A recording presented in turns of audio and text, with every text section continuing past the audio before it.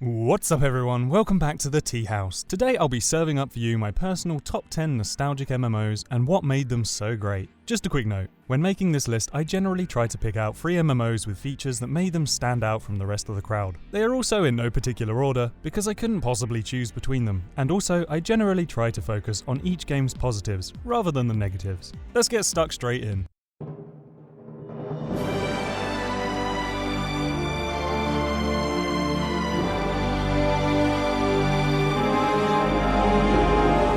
The first one at number 10 on this list, and probably one of the most controversial games to grace the MMO community in history, is Silkroad Online.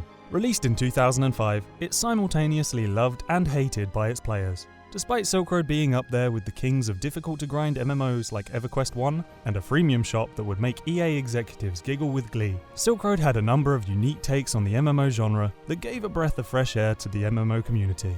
I think what everyone remembers most fondly is the genius simplicity of the job system. Trader, Hunter, Thief. This simple triangle job system sent players across the entire map trading goods, protecting those traders, and stealing from them. This did something that modern MMOs today still struggle to do: make a multiplayer game world feel alive. Leveling came with a unique scale of difficulty that ramped up the more people you partied up with. The game would periodically spawn other types of mob with higher HP and higher DPS that were much harder to take down, but returned an inflated amount of XP. This encouraged people to play socially, and it was very common to party up with complete strangers until you had a full group. Silkroad's unusual take on the skill system that allowed players to mix and match masteries added a unique layer of personalization and adaptability to the game. An entirely different way of playing the game came to light with the introduction of the powerful, hard-hitting European race and classes, allowing players to kill things several levels above their own at the expense of a 9-second cooldown on their health and mana potions. Many players cast aside their hard-earned max-cap Chinese characters and picked up the wizard, one-hitting and getting one-hit by anything in their path. But we couldn't help it, the skills looked so damn cool. Couple all this with Fortress Wars, Job Wars, Cape PvP, Capture the Flag, and huge HP behemoth unique monsters that would notify the whole server who killed it. Silkroad is definitely one for the history books.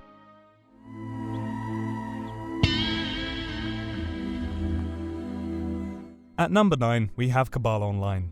Released back in 2005, Cabal brought a fresh new take to the traditional high fantasy-esque focus that many other MMOs opted for. Straddling a rare and genuinely enjoyable middle ground between sci-fi and fantasy, Cabal Online's aesthetic was a unique gem in the ever-growing pool of free MMOs, with a bunch of unusual takes on traditional classes such as the Force Shielder, Force Blader, and Force Archer, and some of the best skill animations around at the time. Reaching a high level in Cabal made you look and feel like a total badass. With the additional aspect of a combo system that drastically reduced your spellcasting time, PvP and boss fights became fast-paced and a test of who could chain their combo counter for the longest. Additionally, each class had secondary stances and /or weapons. For example, the Force Archer could use dual pistols, or the Wizard would become a nuker's ultimate fantasy as they combined lethal, hard-hitting spells into flashy AoE displays of power. Another aspect of this game, burned into the minds of the player base, is the soundtrack that utilised Korean metal band NOBASONIC, producing an unusual blend of electronic and metal soundscapes. Just take a listen to this.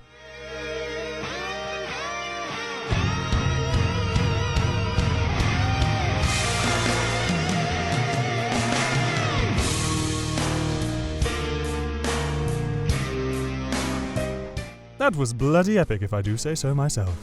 Along with the game's amazing vanity items, such as hoverboards, hoverbikes, and some really sweet outfits, Cabal Online boasted large-scale PvP in the form of nation wars between 2 major factions, Procyon and Capella. For PvE, most people took interest in adrenaline-inducing, time-limited dungeons that would have likely stirred something primal in the modern Path of Exile enthusiast.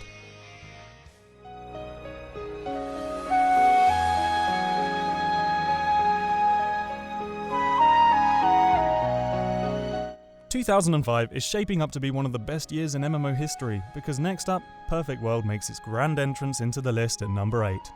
Now, this is a game that many of us sunk far too many hours of our well-spent youth on. It also sits near the top of the pile for its character customizer, being one of the few MMOs to really just let us get stuck into the creative process. Although for most people, that just meant dragging the boob slider up to maximum. Why are we all so basic? The first hallmark feature of this MMO was flying. At the time, games that could boast the ability to get off the ground and take to the skies had a tendency to draw in a lot of people. The freedom of being able to not only explore the skies but also continue fighting and grinding your way through aerial monsters was a huge magnet for many people looking for their next MMO fix. The second hallmark feature was territory wars. These were massive 80 vs 80 battlegrounds where different guilds would battle to claim portions of the 52 territories of the map. The game pushed this further, with resource wars coming into play once all the territories had been taken. In this weekly event, players would fight tooth and nail to protect or destroy the bases and trading carts on the map, accumulating points and ensuring guilds that took multiple territories would have to put in the hard work to protect them. Despite a relatively standard combat and class system, Perfect World did a few interesting takes on the classical DPS and tank roles, with fun classes such as the Seeker, which functions somewhat as a brawler or a DPS tank hybrid, and the later added Tideborn and Nightshade races that had unique aquatic and reaper forms, as well as bringing the Psychic and Duskblade classes into the game. Oh, and on the final note, it absolutely smashes the charts for the cheesiest and most catchy intro theme to ever grace the gaming world. Have a listen to this.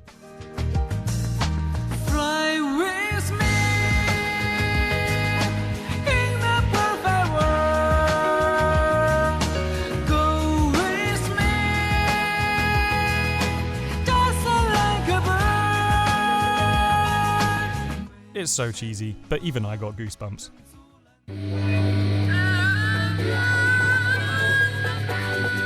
Next up is a game that released way back in 2003, GunZ the Duel, blitzing in at the number 7 spot. Technically, this one is more of a lobby-based arena shooter, similar to Unreal Tournament or Overwatch, but speaking to a bunch of old-timey MMO friends and mutuals, GunZ conjured up a bunch of great nostalgic memories, so I couldn't resist it sliding its way into this video. GunZ wouldn't have reached anywhere near the player base it did were it not for a bunch of unfixed animation cancelling glitches that would become the standard way to play, known as Korean style or K-style for short. K-pop lovers rejoice. This changed the game from a basic, unimaginative arena shooter that could run on a potato into one of the most technically complex, fast-paced and twitchy shooters that gives Quake and Unreal Tournament a run for their money. Players could mix and match combinations of rocket launchers, pistols, swords, daggers, and most importantly, shotguns into their equipment slots to create unique sub-styles of K-styling that made it all the more fun. Fights could last anywhere between a couple of seconds to a couple of minutes, with players wall climbing, dashing, weapon swapping, and animation cancelling, all in a fraction of a second to try and establish the well-earned dominance. With a bunch of PvE options introduced in the form of dungeons, the game garnered itself a relatively large player base and cemented itself in the minds of many. On a side note, yes, this is actually footage of me playing and attempting to rekindle my K-style muscle memory after some 15 years of not picking the game up, just to give you an idea of how incredibly fast-paced it could be. Although, in all honesty, I spent 80% of my time getting my ass handed to me.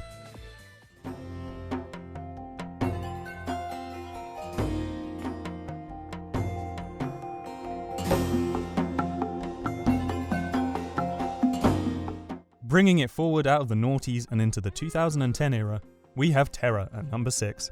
This game claimed its name to fame for many things, but the two major ones, action combat and play keenies. I don't think Tera was the first MMO to implement action combat, but for most of the MMO community, this was our very first taste of it. Love it or hate it, action combat added a whole new dimension to the MMO genre, and the trend of going beyond the popular tab target format set the ball rolling for many future action combat MMOs, such as Blade and Soul or Black Desert Online. Tera still holds up well, and has an active community even today. It has a quick time combo system, adding further potential dynamism to your moveset. The skills look great, the high fantasy and advanced technology crossover world is still stunning to look at, with lush, vibrant open world environments to feast your eyes on as you made your way through the grind. Additionally, Tera also had something few other MMOs have done by introducing a working political system. Players could vote and elect other players or establish dominance through guild versus guild battles, becoming elected officials who would get a certain level of control over the game's various zones and maps. They could declare areas PvP zones, change tax rates, and get access to a bunch of special mounts specifically for Vanarch officials only. This was the MMO equivalent of becoming a celebrity, garnering an extreme amount of power, money, and fame, and although this sounds easy to abuse, players had to invest quite a lot of time and love into the game in order to achieve this coveted rank. Also, they had some really quirky races and classes that made it stand apart from other MMOs at the time. Lastly, and somewhat controversially, it has a winning chance at taking the medal for the less your character wears, the more powerful you become. Thanks, anime.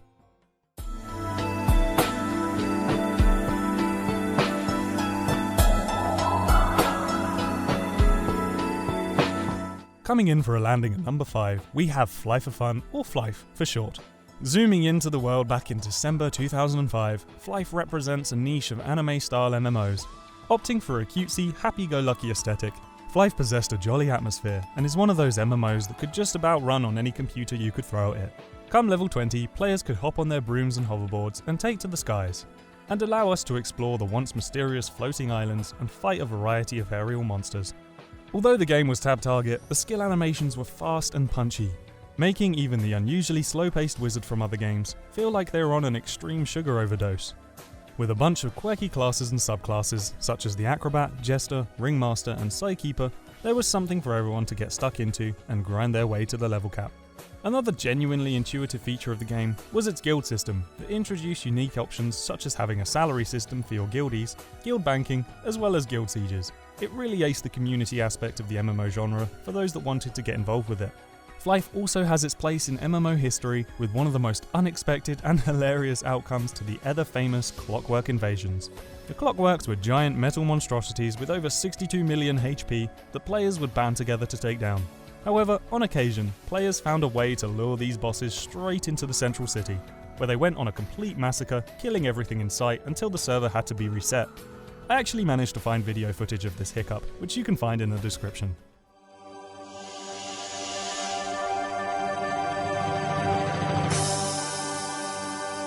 At number 4 on this list, we have Runescape, released way back in 2001. That's nearly 20 years ago, and now I feel really old.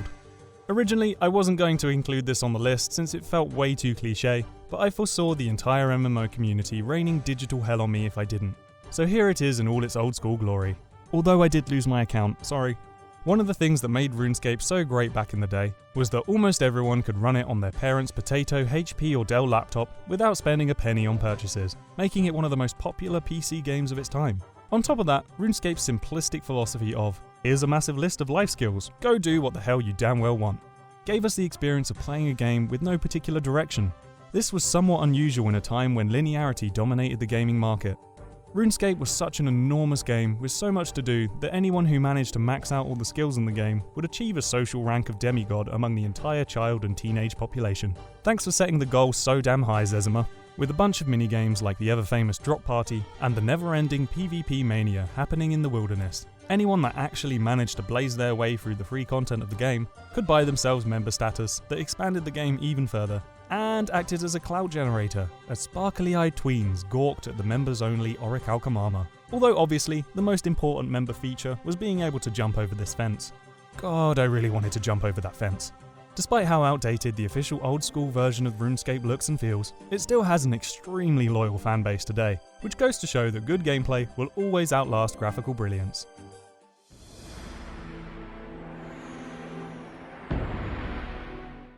The age of martial arts MMOs. This number 3 spot on the list was a duel of fates between Nine Dragons and Age of Wushu, but I invested way more time into Nine Dragons back in the day, so feel I can do it a bit more justice. Released in 2009, this is one of the more obscure MMOs on the list. Nine Dragons had 9 distinct clans that you could join, and learn faction-specific kung fu, each with their own quirky aesthetic that made every one of your characters feel genuinely unique to play. A nice additional touch is that all the kung fu moves shown in the original trailers could be learned in-game. You could also reach the level cap not choosing a clan at all. Similar to maxing out a faction-neutral Pandaren in World of Warcraft, Nine Dragons players could reach the level cap as a vagabond. The game had a unique interactive skill system, where you would actually level up individual skills by using them, and as you used them, you would unlock additional movesets within the skill, increasing its damage potential and producing flashy combos. Something else both weird and great about this game was running. Yes, you heard that right, running. You could get Kung Fu tomes to level up your Lightfoot ability, making you faster and faster at travelling until you could blitz around the maps in no time at all. Players could also enroll as a student of higher level players, gaining additional bonuses to help them level, which really helped generate a sense of community and amplified the whole Wushu aesthetic. It's one of the few games I could go to a main city and walk out with a ton of buffs given to me by a bunch of the support players in the game. Bringing in some unusual minigames and iconic geographical locations such as the Shaolin Temple and the Great Wall of China, Nine Dragons was a time sink for anyone with a love for the East Asian aesthetic and the desire to grind their hearts out, hallmarking a corner of the MMO genre, along with other martial arts MMOs like Blade and Soul, Swordsman Online, and Age of Wushu.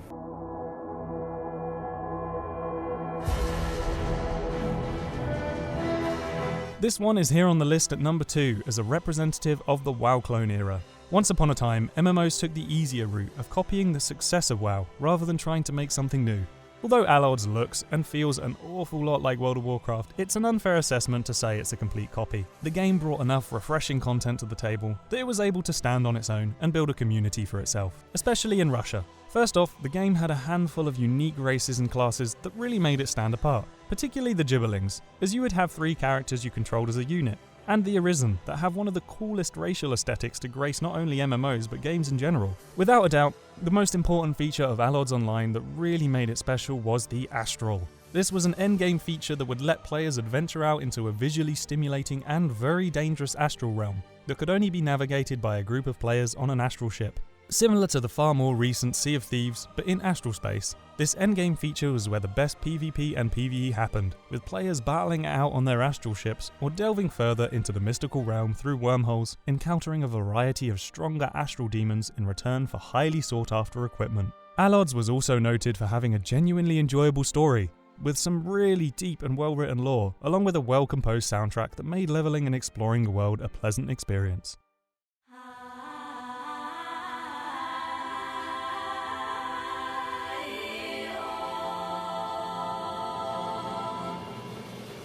So this final spot on the list was a really difficult one for me, and ultimately ended up being a tussle between Lineage 2 and Aion. Both of them were excellent games for their time, but I was more involved with Aion during its early stages and thus have a personal bias. Lineage 2 fans, please don't at me. Released in 2008 and made free to play in 2012, Aion was one of the many anticipated WoW killer MMOs that never quite managed to live up to that expectation. And in my personal opinion, it's an expectation we need to get rid of as a community. For its time, Aion boasted an incredibly detailed character customizer, giving players an opportunity to get really stuck in and bring their vision to life. The devs opted for the traditional tab target format, but over time and a long period of game updates, it broke out on its own with flashy, fast-paced skill animations, simple yet devastating combos that you could chain from a single skill, and improved graphical fidelity that still looks amazingly pleasing to the eye even today.